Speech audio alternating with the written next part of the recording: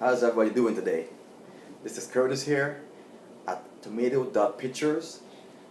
Wanting to show you today how I get seeds from smaller variety tomatoes. Um, I use a totally different technique for smaller tomatoes than I do larger tomatoes because smaller tomatoes are usually in more abundance and they're a lot easier to get seeds from.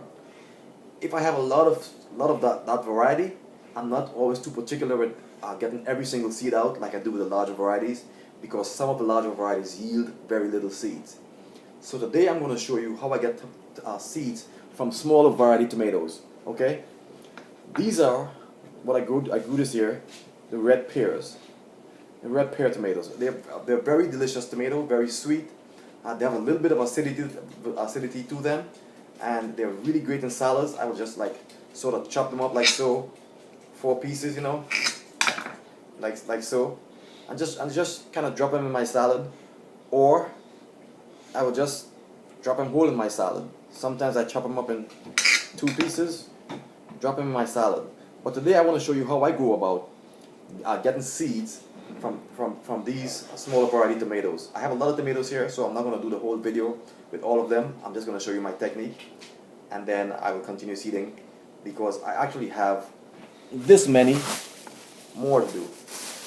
This is my first picking of red pear. So this is my seeds for next year and for my store. So here we go. As I've already cut this, I will just do these out and show you how I do these. But basically, I don't really do that with the small type tomatoes. It takes too much time to cut them and all that stuff. So what I do with smaller tomatoes is I just dip them in the bottom of the water and squeeze. That way, stuff doesn't fly out and squirt on me. Right here, dip and squeeze. I'm talking about splash and squeeze. This one wasn't totally submerged, so I got zapped. Right, but if you submerge them properly, there's no zapping. Tomato's empty. There's actually nothing in here. Again, nothing in there. Okay, so that's how I go about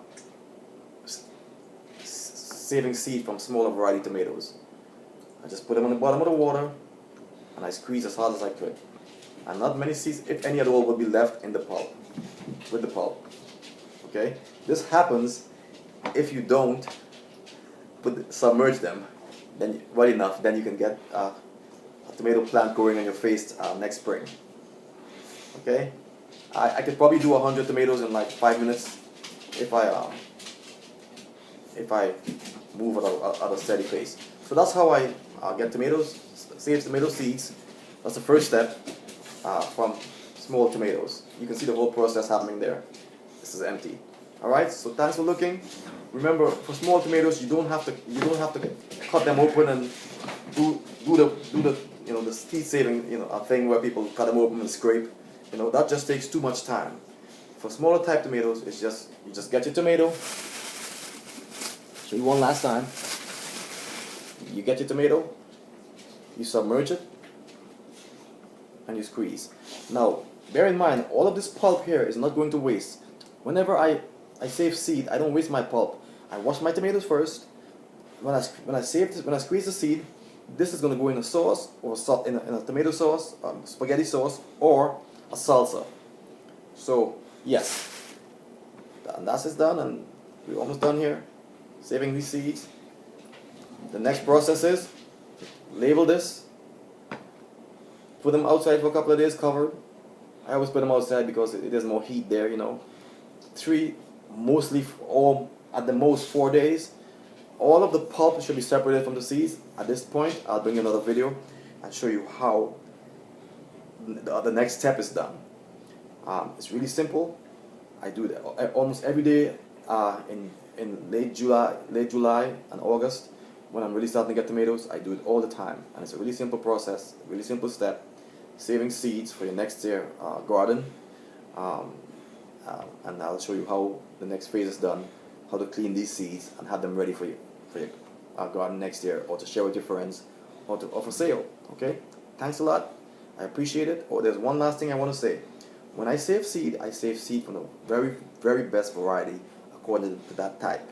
I try to not have my tomatoes be distorted or contorted, a different shape to what the original mother tomato was, you know. That way I'm almost sure I'll get the same type next year. Alright, thanks a lot. This is Curtis at tomato.pictures. Check it out, not .com, not .net, .pictures. Have a wonderful gardening season next year, and have a wonderful fall, and I'll see you again. Bye.